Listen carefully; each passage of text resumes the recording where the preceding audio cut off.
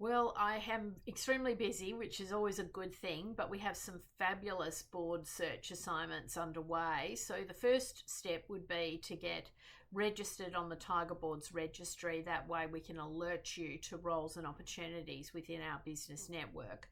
Currently handling a very large number of mandates. I'm looking for, really strong technology, AI, cyber, security, data, digital transformation experts. I would have at least, 20 to 30 roles that are sort of in that sort of tech space. And we're looking for people who have a lot of experience and have maybe been in other vehicles, whether it be SaaS, really sort of interesting tech businesses that are trying to commercialize, win their first big pilots or accounts. And, we do have a whole raft of opportunities on that side of the equation. We have roles in fintech, financial services, banking. We have a couple of roles at the moment in the manufacturing sectors. We've got health technology businesses on the books, and we have some very significant infrastructure, water, clean energy, renewables type opportunities. And of course, we always have a sort of group of roles in the mining services type industries that we're recruiting for. Across the board, it is busy. It definitely does pay to be registered, so you get the private alerts. So you get a heads up before the role, sort of is officially on the books, and we have that sort of opportunity to meet with you and gauge your interest and the types of roles that you would be suitable for. I do try and meet everyone who comes into the practice at some point in time so that I understand your personal requirements and, of course, where the match might sit in our network.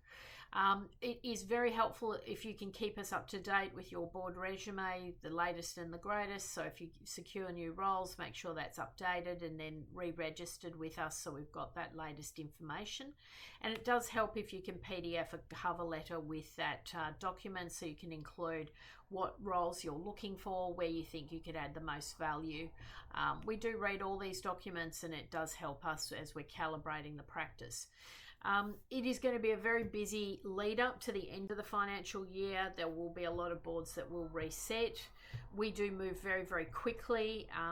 That's just the nature of our practice. A lot of firms take months and months to shortlist. We don't. I'm often shortlisting within the week and placing people onto boards. That's the nature of our business, and we are definitely, mandated by private equity, venture capital, family office.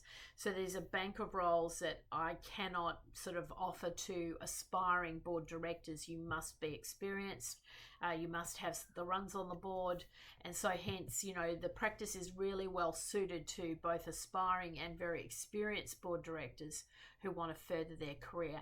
We're a little bit more liberal minded. I'm not hung up if you don't have a GAICD nominal, etc., etc.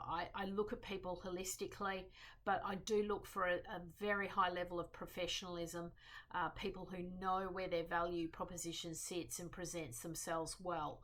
I do a lot of complimentary board meetings where I talk to people, and I'm always constantly disappointed.